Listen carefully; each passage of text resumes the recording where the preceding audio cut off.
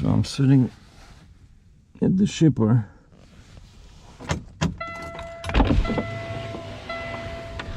And you see that sign? It was pretty confusing when I showed up here yesterday and I see it says Bank of America. Now wait a second. Bank of America and Cadillac, and next to all these you know, skids and boxes. And then I remembered that I'm loading at a sign shop. I never seen such a big, you know, place that makes signs. So basically, see, they have some already products over there.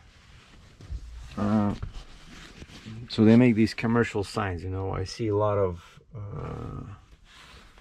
car dealer signs, you know, like Mazda, Buick, GM, you know, like not just you know, plastic signs, you know, like with letters, right? But no, they have real stuff, you know, like 3D.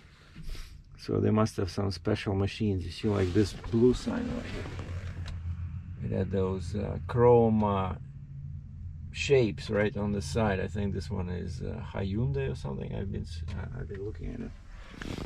And I showed up here 8 o'clock yesterday. All this was empty, and I just parked there on the inside because, you know, on the street it says no parking overnight. And so I backed into that spot over there near the grass. And Google Maps says these guys open at 7. And yeah, like somewhere like 6:30, 6:40, the lot started filling up. And of course 2 people parked in front of me there, so I got out of there before it's too late, because clearly, even though most lazy people of course park right next to the building, but some guys probably with newer cars, you know, they prefer to park there and where I was sitting. And so I went forward like this, went in there into that handicapped parking lot for 2 seconds, and then backed out here. And I see a crane, probably that's how they will load me. And this place, because, you know, as a trucker, what comes to mind when you see this? When you see broken skids, what's the first thing an experienced trucker thinks about? You know what he or she thinks about when they see these broken skids on the ground? 4 letters, no, 5. Nails.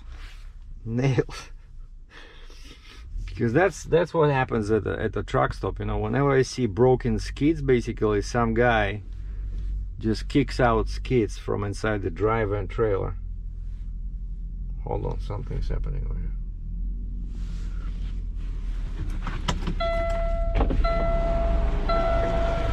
Yep. You guys found my load? Huh? Did you find my load? Yeah. Pull up out on the road. Look on that black truck over there. Back up in that ground bin back there. Hold up. Yeah, you see, I was parked like that. And I was afraid to go back there because lots of nails on the ground there. I saw them as I walked in. There's a shipping in that corner over there. Lots of nails. And then the guy in a forklift showed up and he says, and I'm like, hold on. I couldn't hear him, but basically he said, you know, go on the road and then back. So now I'm blocking all these nice fancy cars. And what do we have here? A Super Duty F-150. Over there we have, looks like a Ranger or something. Maybe a Chevy, I don't know. Yeah, lots of trucks, actually mostly cars. Hyundai, Toyota. But yeah, I was parked over there, right next to the grass like this. Because actually the my broker told me, he says, oh, you can park, because I couldn't find when I was looking at Trucker Path, I couldn't see any truck stops in the area here, and I knew that I wanted to be here first thing in the morning. And of course the issue is my e-log, right? As soon as you start driving, you start your 14-hour clock, you know. And these guys, of course, it's always rush.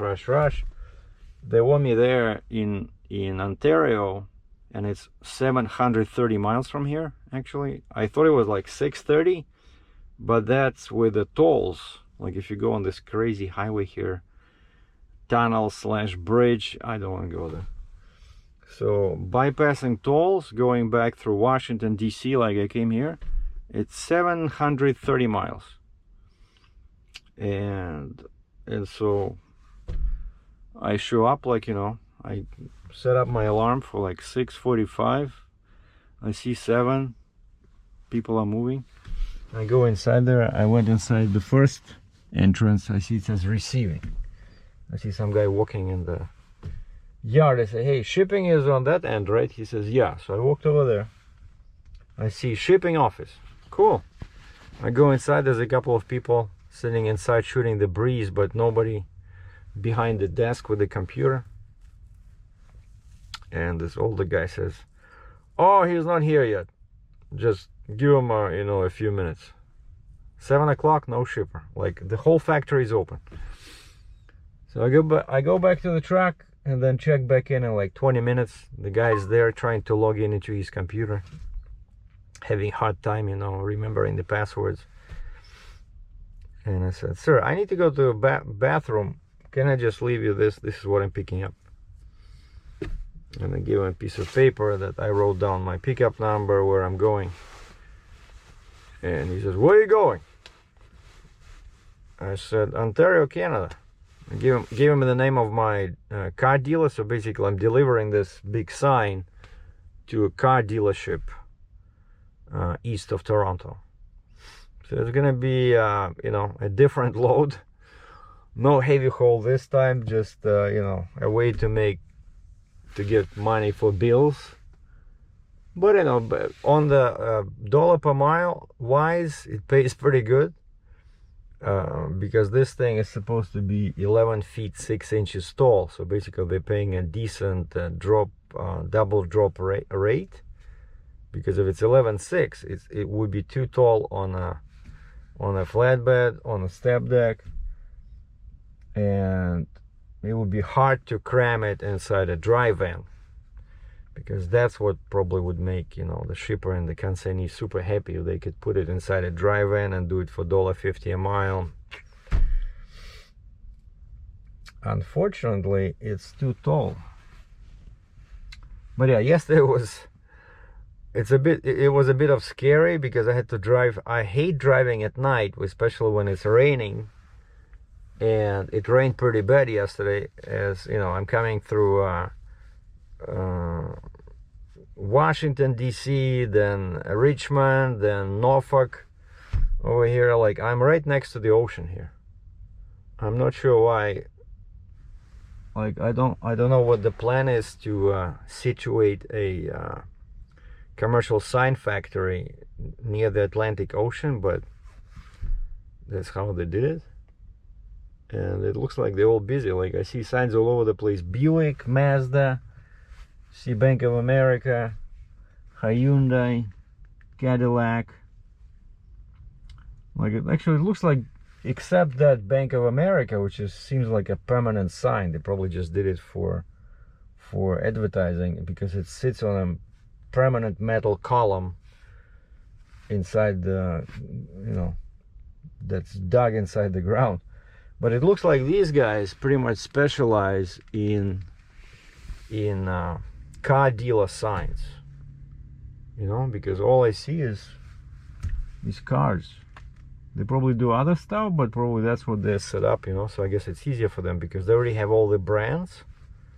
Right, I see a sign that says Cadillac, and underneath it says dealer name. So basically, if somebody selling Cadillacs, approaches them, all they have to do is they just take out the dealer name words and put the actual dealer name. All right. Hold on. All right, leaving shipper. First, they were not sure if I'm getting any more crates. hold on, let me double check. And I said, my paperwork says 1 piece. So the guy goes inside, checks the paperwork. He says, no, at first they said 1 piece. Then I said, well, maybe more than one. Then no, good news, that's it, you just have the sign. Okay. And the sign, it's not 11.6, like like I'm telling you, right? These guys make these signs, right? Like who communicated the dimensions, right? Like the actual sign, if you'll see later when I stop. I wanna find coffee somewhere because I just woke up 6:45, right? And I found a washroom there. I just washed my face, didn't even brush my teeth. No coffee, no water. But I'll show you how it looks. It looks actually pretty cool, but it's one of those things. It's a frame like a triangle, like a prism. Yeah, more like a prism made out of metal beams. And so the sign sits like this on the prism, and the prism is like this. So the foundation, the bottom of the prism is like 102 inches, so it sits on my trailer. Then one side is 90 degrees, right? And then the sign sits like this, and so everything is inside the trailer. So it's legal load. And so when they told me 11.6, I'm pretty sure they meant the actual sign, but because the sign sits at an angle, it's much shorter. So I check my overall height.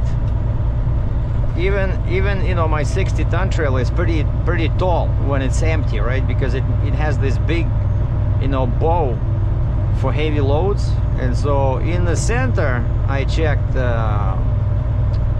where my light is, where the turn signal light is. I'm 26 inches tall.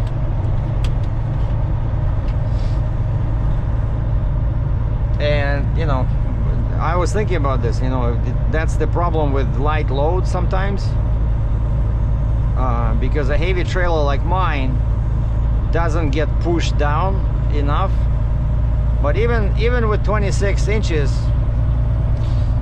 well, now it's probably more like 24. Maybe it did go down a little bit, I think, because it's still a couple of tons, you know. But even with that, my overall height is still 13. And so I wanted to avoid this tunnel over here. So I'm just east of Norfolk. So I wanted to go around on 264 because I don't think there's a tunnel there. But this 64 goes through some scary tunnel. Like yesterday, I'm telling you, it's raining, it's dark, and I never been here. It was a bit stressful.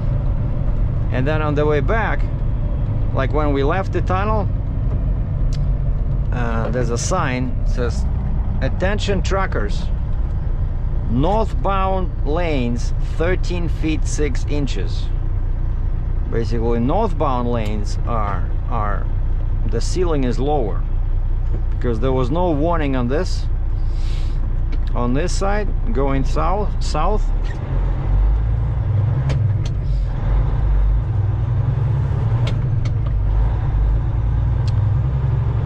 And then another way to go, because I pretty much have to go straight north. And there's this crazy US 13, you know, but it goes over water. So I checked online. It's a toll highway. It's like 40-50 bucks for a truck like mine. Come on. So I don't want to pay that. But that would be my shortest way to go like that. But then, see, that's why I had the bungee cords. But then I told Google no tolls, and this is the shortest way to go without tolls, because this 64 tunnel, it's a free, it's public highway. All right, let me see. So where we are now? So now we have to turn left on 264.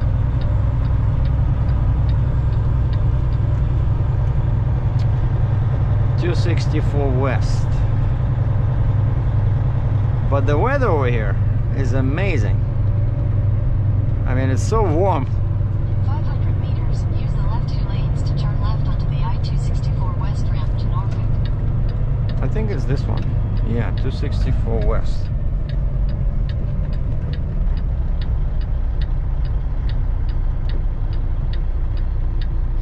But you know, it's a nice load. I like loads like this. It's kind of like reminds me of that farm tractor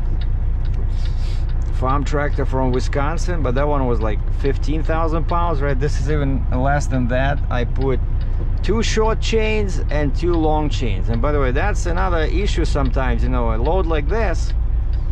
Again, I couldn't sleep again because of this. First, I was afraid it would be too tall because of how tall my trailer is, right?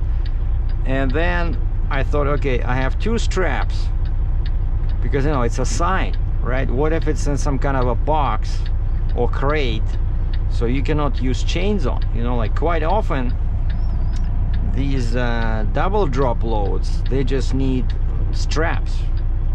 And by the way, when I was still researching all these heavy haul options and RGN and double drop trailers, I remember one guy, he had an extendable double drop, meaning that he had 3 decks in the front, you know, the main deck, and then the one in the rear, but his trailer was mechanical. And usually mechanical trailers, they have these 3 decks, right, that most shippers like because they can load a lot of stuff on it.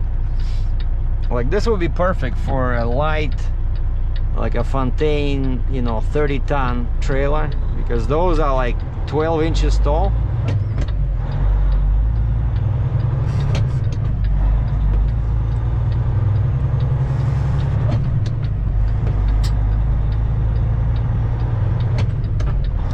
I gotta stay away from trees because this is quite an expensive sign. I asked the guy, I said, if I want to buy a sign like this, how much will I have to pay? Is it 10,000, 20,000? He says, oh, I think about 20,000 US, one sign. Like if I were to order business cards from these guys, I don't know what they will be, like 50 grand? No, but of course I'm kidding. Like, but these guys, you know, they do like 3D signs, you know, like real, not just cut plastic and vinyl, but they do real stuff. They have the molding. Like some guy, I asked him how they do this, and he says it's basically some kind of a thermal machine that melts. It melts the plastic, and then they have a shape in there, right, that they want the plastic to look like. Like in this case, it's Nissan, right? Like a trade logo. It says Nissan.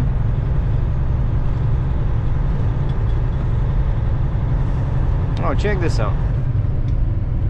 I could have bought some coffee somewhere here. No? Turn right onto Lynn Haven Parkway. Oh, it's just a gas station.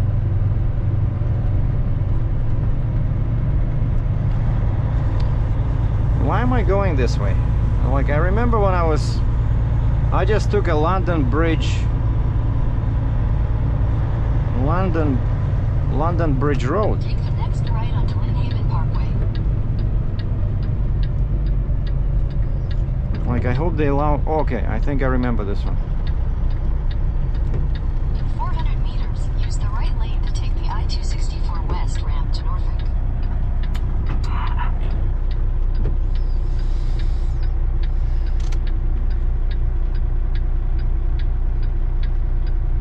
Okay, that's 264. Okay.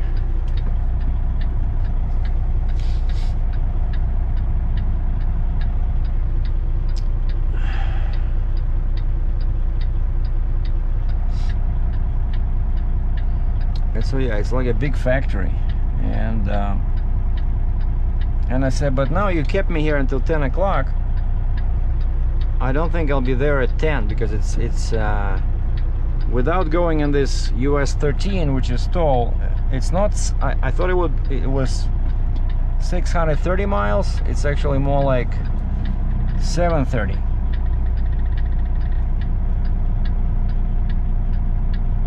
Come on, where's the green light? And these guys are coming. Oh, no, it's these guys. Okay. I should be able to go after these guys.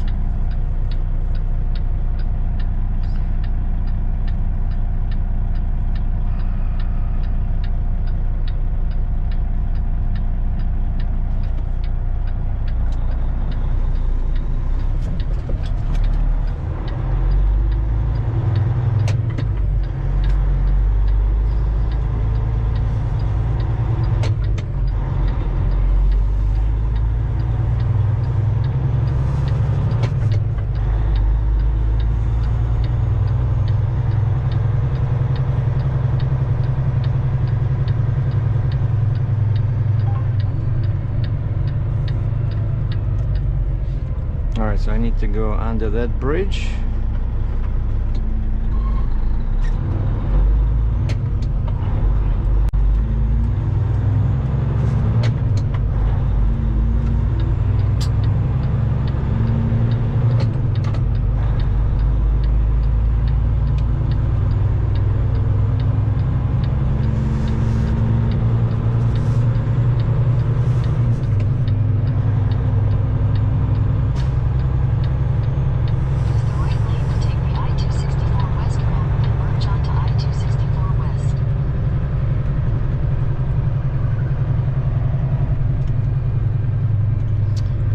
This should be the end of local roads.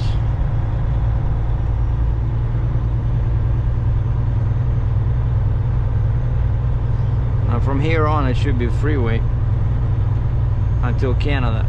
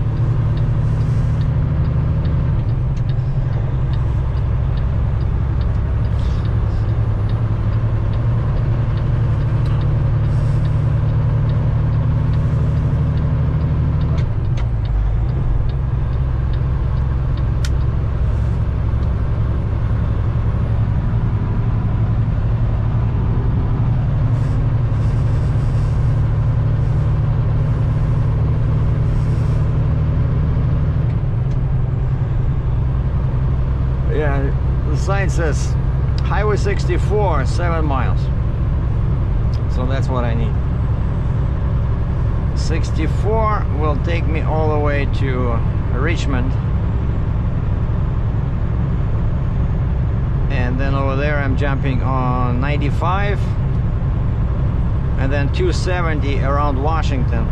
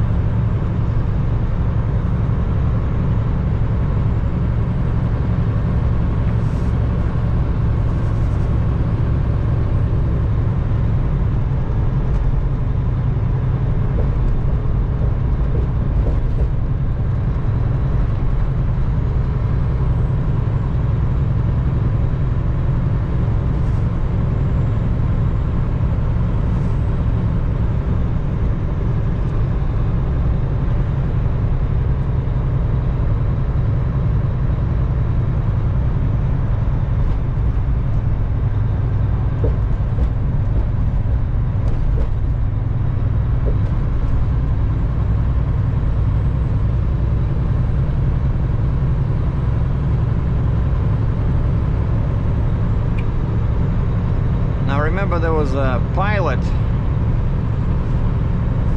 speed trap. No, there's no speed trap. Yeah, I remember there was a pilot and Loves on 64. Once I get past Norfolk.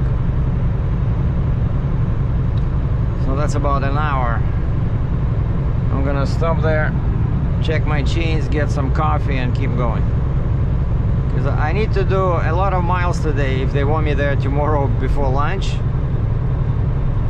Like I said, it's over 700 miles, so I'm not sure, but I'll just do like 450, 500 today and then the rest tomorrow. Just get up like at 5 o'clock in the morning and drive the remaining like 4 hours.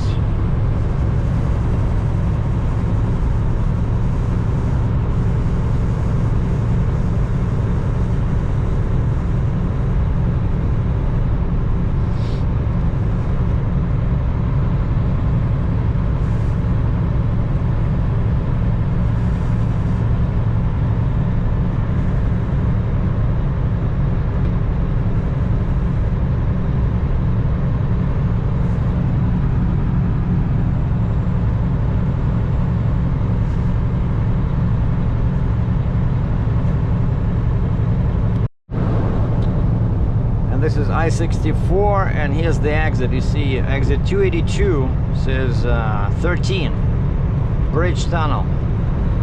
So that's the one that we have to pay the toll.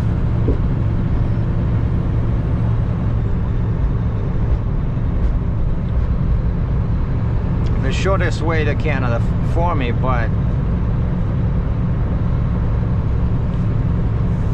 I also don't like that route. Not just because it's like 50 bucks, but also you end up near Delaware and Baltimore, and it's, you know, super busy areas over there. Like this way, I'm just touching on the west side of Washington, D.C. And that's it. And then I'll just take 270 west, northwest, and then I grab US 15 and I take US 15 to Harrisburg, and then I jump on I-81 and I stay on I-81 all the way to Canada, because that's where my border crossing is. It's called Thousand Islands, just north of Watertown, New York. And then the Canadian town of Kingston, Ontario, is just slightly west of that bridge. Once I cross into Canada, I just have to go like 5 minutes, 10 minutes west, and we are right there. The good news is that the guy who was expecting my sign, like to release the load, you know, after they loaded, this guy comes and the shipper says, okay, sign this, here's your paperwork. Did anybody come out, take a look at your load? I said no. He said, okay, you have to wait, because there's a guy has to sign off on it from the office. And some young dude comes out with a measuring tape, and he measures mostly the plates that where the sign will be connected to the pole, I'm assuming, like the connection plates on the other side. He measures the distance and he says, one of these is wrong, let me just call a guy from the floor, from the factory, and we'll just double check. He says, I hope we don't have to unload this. And I'm like, holy mackerel, like, it's already 10 o'clock, I've been there since 7, I have all my chains on, I'm ready to go. And then some, I guess, supervisor comes out and they start talking, and I hear that they say, no, it's fine, you know. All right, so I started feeling better, so they're not unloading me. And as I was waiting, I sent an email to the broker. I said, by the way, it looks like they're not in a rush to load me, because when I went to the shipper's office at like 7:15, 7:20, the guy said, well, actually you have an appointment for 8, so sit tight. And then it's 8:39, nothing's happening. And so I sent an email to the broker. I said, well, if they don't load me before 10, because they say it's 8 was the appointment, which I'm not aware of. The broker never told me. I thought I would be loading at 7. But 8 plus 2 is 10, so usually that's what you give them. You give them 2 hours. I said, there should be some detention fee if I'm not out of here before 10. And he said, understood. But then as I was recording that, a guy in a forklift showed up, right, told me to back. And then I'm sitting there, I'm back to the building, and I see a guy, another younger guy in a forklift, starts shouting at me from like ways off. Oh no, this driveway, not there. Why did you back in there? I said, I didn't even argue with him. I went back on the road, back into the other much bigger driveway, and they loaded me with the forklift. And they hook up two straps to the top of the sign, but it was sitting pretty good. Like the guy just went over my deck and just lowered it. It's beautiful.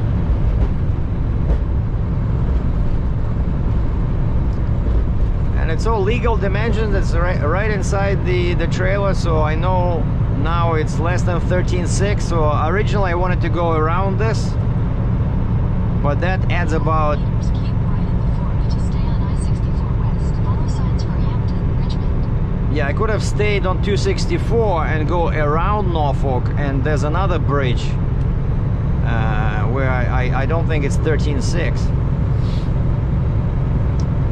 But then when I measured, it says 13, so... To stay on I-64 West.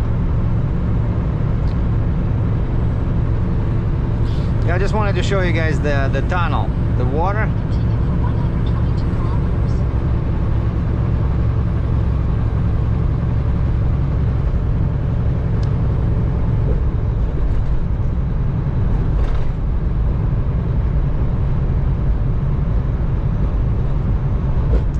It's a very big span from here to Newport News, which is the name of the town on the other side of the bridge.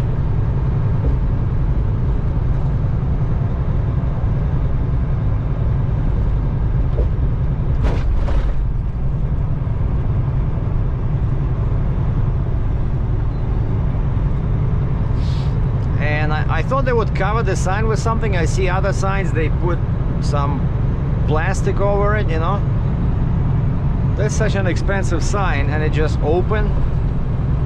You know, like if a rock flies from my tire or someone else's tire, they're gonna blame me if it cracks the sign. But there was no talk about tarping. But of course, yeah, something like this, you know, it's clean and beautiful, and you don't want to have dirty tarps on top of it.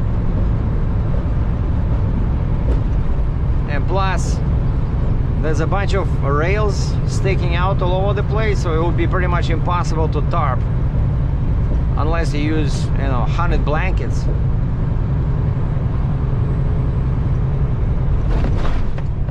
Jeez.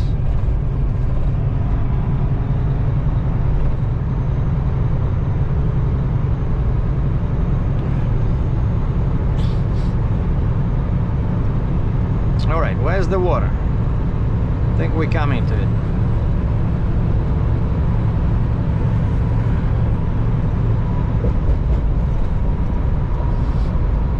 normally, if you want to find water, you just follow a container guy, right?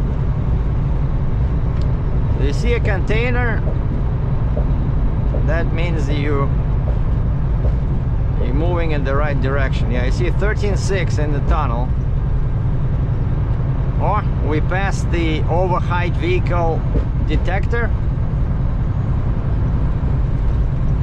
It didn't go off, which means that we are good. Yeah, see, this thing would be flashing if I was too tall. Yeah, I see we're right next to the water. So if you're over height, this is the last exit, and there's a curious sign says check fuel. Tunnel 2 miles.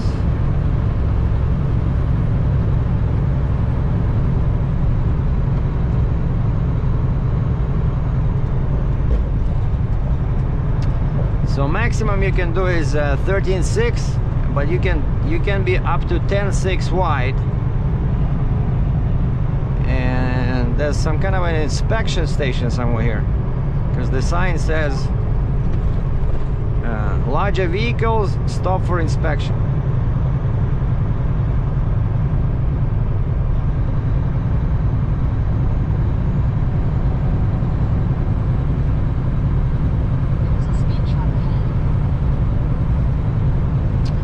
Oh yeah, there's the lights at the top. When they flash, the inspection station is open.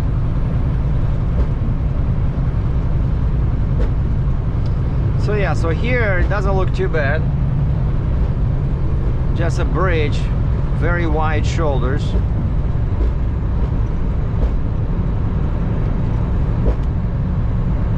But still, imagine driving here at night, heavy rain. All I can see, I can catch glimpses of water and boats. I don't like water.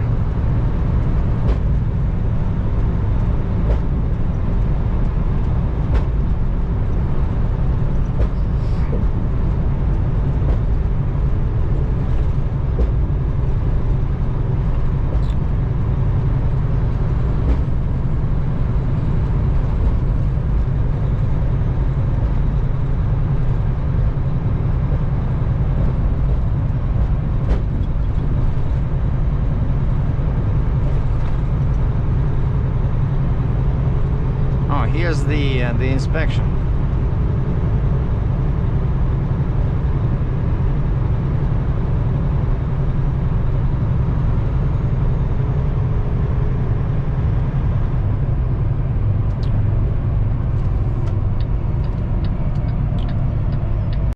Yeah, of course nobody would let me in here.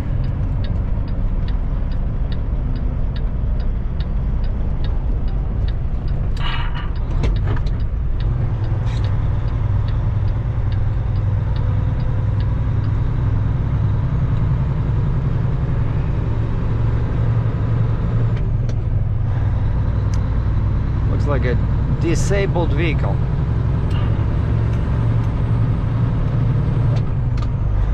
Now what is this? Why is this red?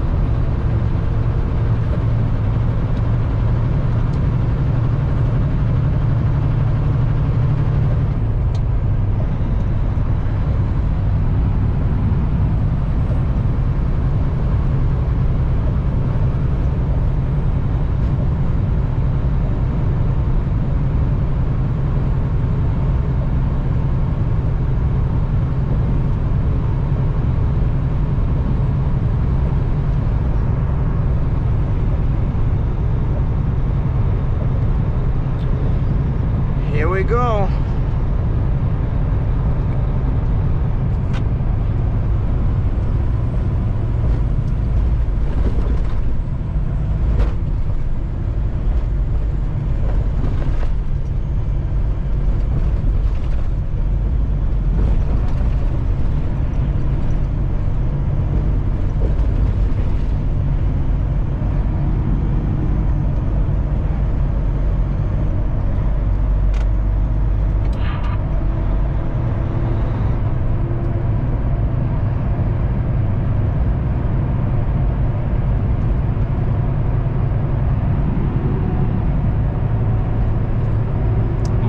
line seems to be almost touching the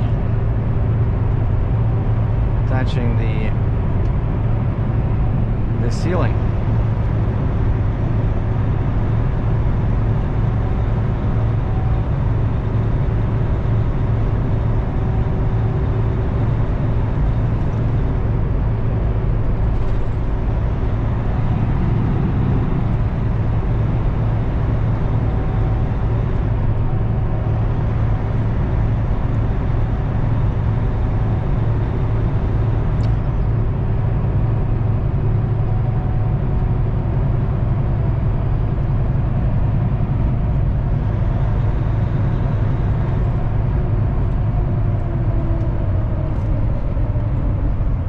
GPS signal lost.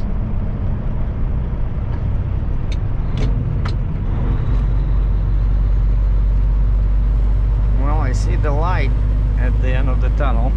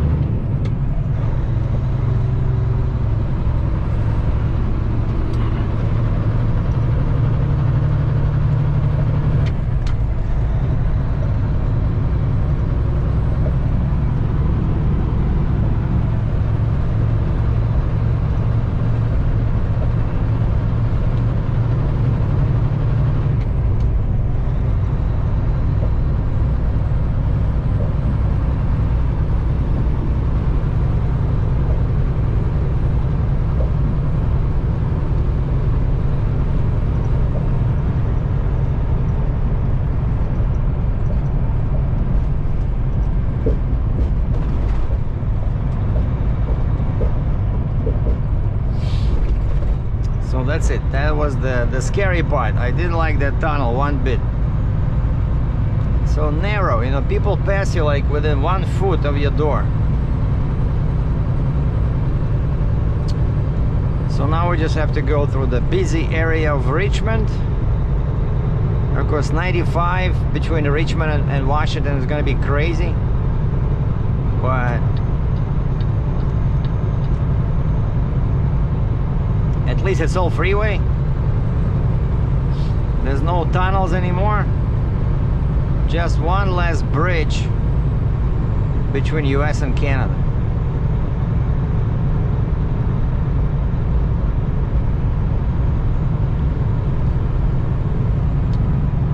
So now I just need to stop for coffee, get coffee, and check my chains, and keep trucking till I feel tired. But actually, yeah, I want to go to I see from here it says 717 kilometers to the Flying J in Pennsylvania.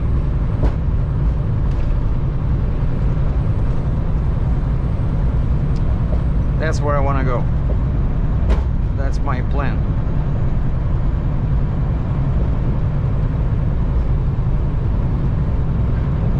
As if I drive non-stop,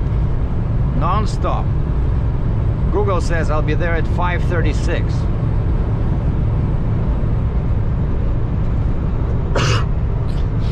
Sorry. Now, if you add coffee stops and breaks and bad traffic,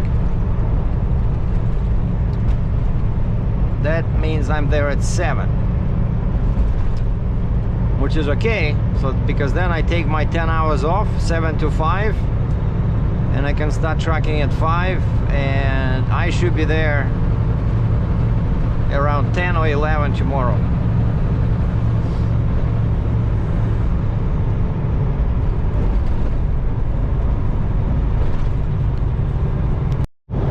Well, there's a Ford F-150 Super Duty, the Pilot, and I was trying to find what channel he's talking to his driver on, and they're just on 19. And he just said, we're coming out of construction. Yep, this is it. So now you'll see, what is this? It's T800 pulling, I see something yellow, so some kind of a Caterpillar excavator. It doesn't look too wide, I don't know. He probably needs the Pilot because of the weight. But this poor guy is behind me. But I don't want to go fast because, you know, I'm doing so many miles. What was it, like 650 empty, and now 730 loaded. And then of course Kingston is 4 hours away from my yard. Oh, he needs 2 pilots. Check this out. So this is the lead car. Here's another guy there. No, that's just a tow truck. I think it's just a tow truck.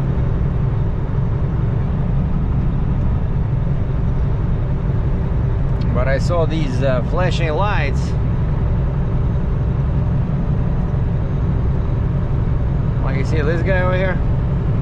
He's just towing a car. Like, why you know, I was always against this. I know in some cities you cannot have these flashing lights on, you know. People use them, right, when you're loading. You're unloading somewhere or loading on the shoulder in a dangerous situation, yeah, you put your lights on. Like, why do you have your lights on when you're driving, right? You're just pulling a car, which pretty much is the same as the trailer, right? So you're pulling a trailer, it's not oversized, right? Nothing sticks out. You don't need those lights. Those lights for emergency, when you're stuck, when you're on the side of the road, and they also when you're oversized.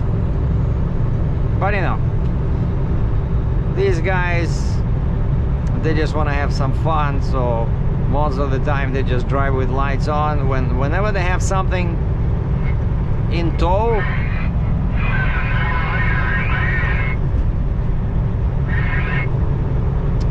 and I found the exit number for the Pilot is 211.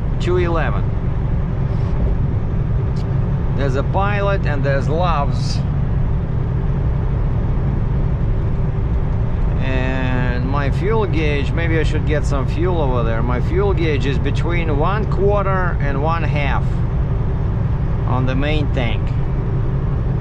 On the right hand side tank, it's still over 50%. Alright, come on. Is this guy gonna pass me or what? Just want to show you guys the load, you know, like from this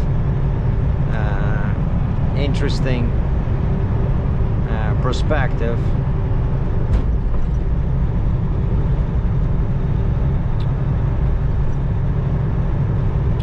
Yeah, the construction zone was, geez, it was so long with all these barriers on both sides. Again, it was pretty interesting driving through that at night in heavy rain. But I see this guy slows down right away as soon as we enter a hill. So it must be something real heavy.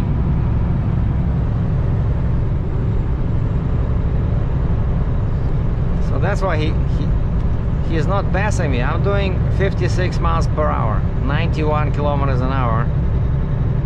But I guess he cannot pass me because he's too heavy.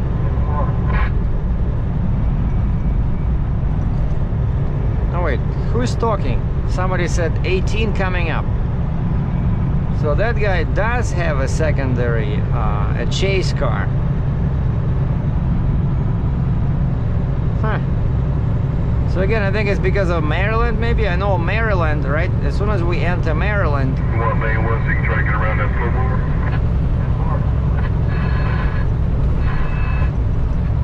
Yeah, I see. All yours.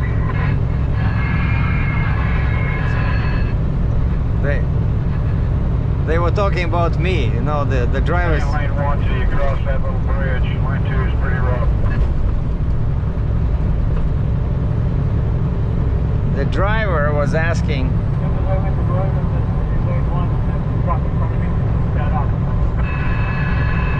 18 rolling up fast and shit.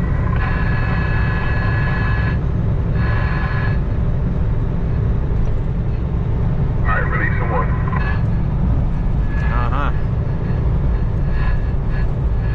So he wanted to pass me, now he fell back, and so the car. Got a hole in the right track.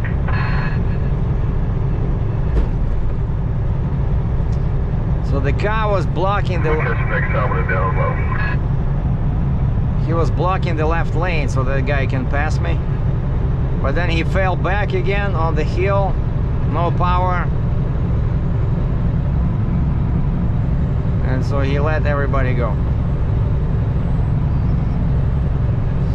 But this is interesting, right? So that's what happens sometimes, you know, like you're in a rush and there's a slow moving vehicle in front of you and you're trying to pass, but you cannot pass because you're so heavy. And there's always hills, right?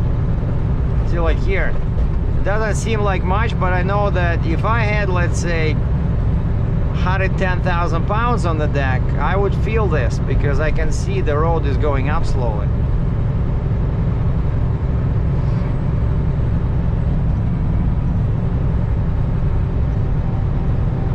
Get on ramp is clear. I see, that's that guy talking. The ramp is clear, okay? In case the driver fell asleep and he's not checking the traffic on the Lane ramp. 1's open if you want it. Yeah, see, this chase car says the left lane is, he wants to block the left lane. Alright, let's just slow down a little bit, make it easier for this guy.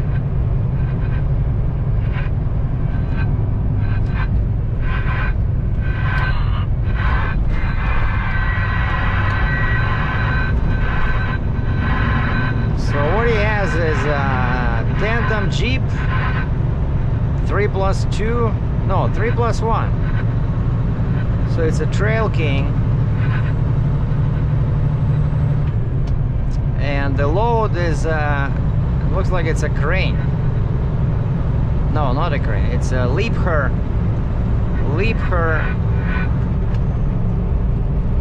probably an excavator, but the boom is very long. Might be one of those, oh yeah. Sorry, he went by so fast. It's one of those loaders that work with lumber.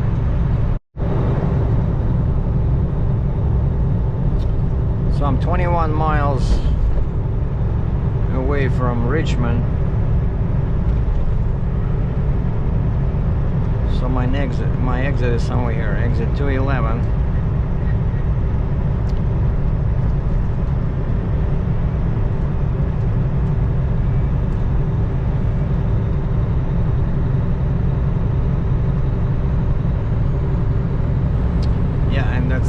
The sign on the right shows Pilot, Loves, and Arby's. And I know they're gonna be on this side.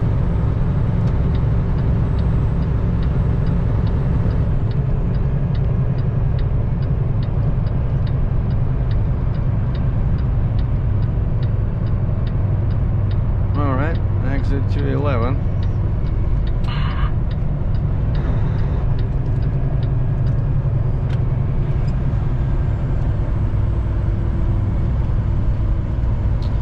Subway, Burger King to the left, New Kent Winery to the right. 150 meters, keep left at the fork. Follow signs for Roxbury, Prince George. Keep left at the fork.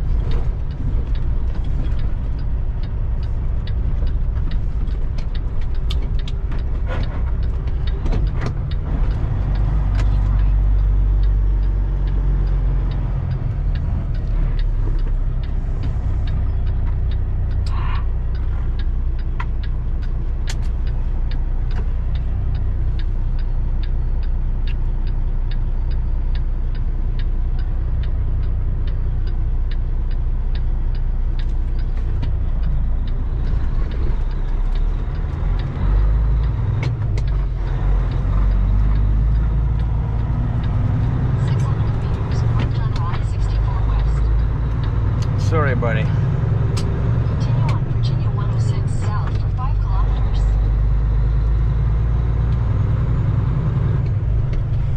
So we loop back over. So this is 64. All right, I see Loves. So pretty here. So many trees. 311 at Loves. Son of a gun. So pilot's probably 315. But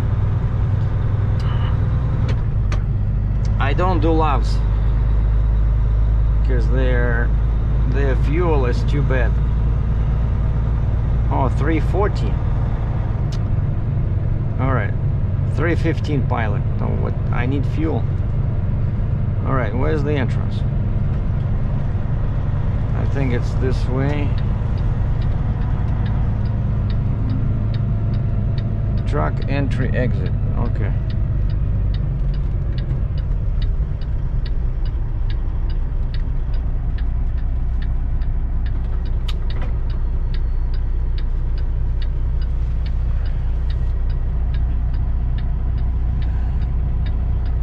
Oh, and they have DEF at the pump.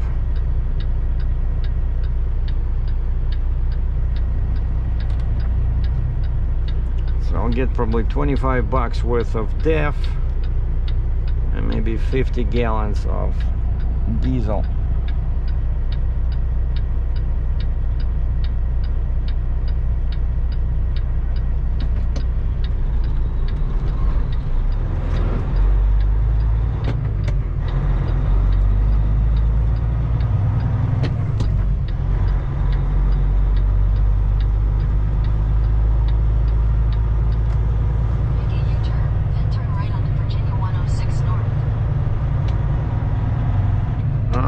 That's how they do it over here. You have to turn around. This is one of those crazy pilots. Super tiny.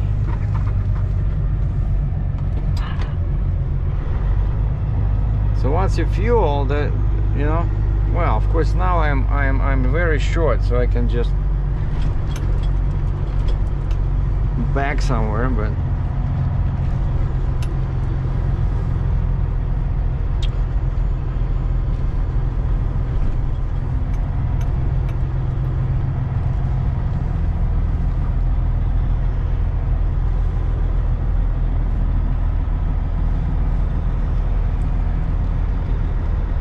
so let me just go take care of business.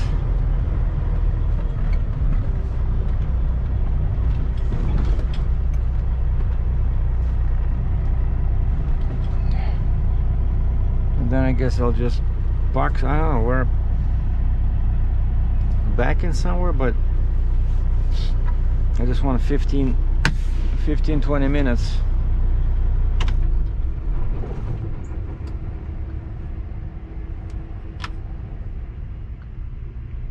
Alright, on duty,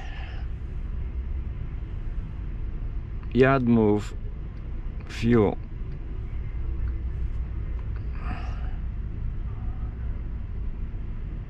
Alright. And I'm in a traffic jam just south of the bypass around Washington, D.C. Well, actually we're, I don't know, like 10-15 minutes away. And again, that's what I always like about internet enabled devices. So I saw this, I don't know, half an hour ago. I saw this red area on my route, stop traffic, and as I was getting close I started reducing my speed, and then I saw red lights. I put on my flashing lights because most people have no idea what's up ahead because they don't use this.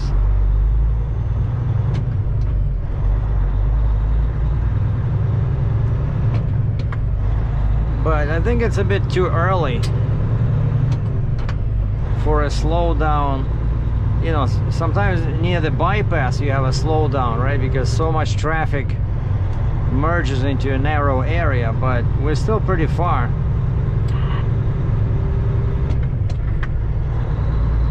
It's probably an accident.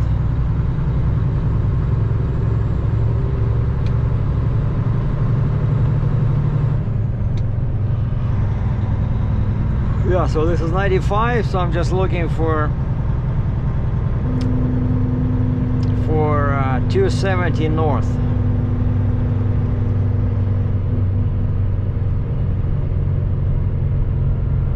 Just to go around.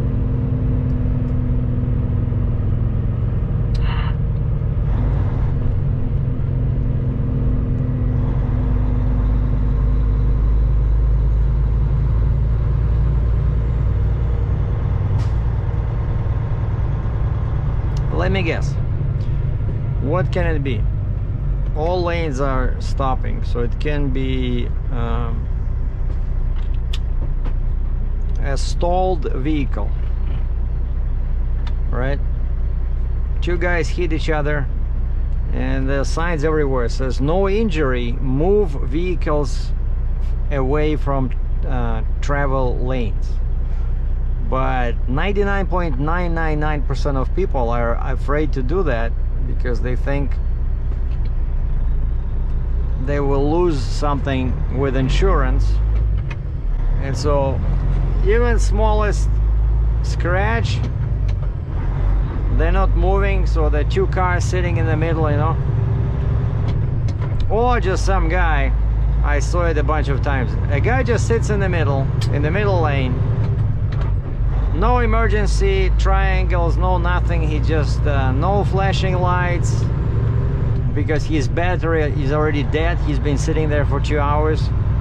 And what they do is they just open the hood. And of course he's facing that way.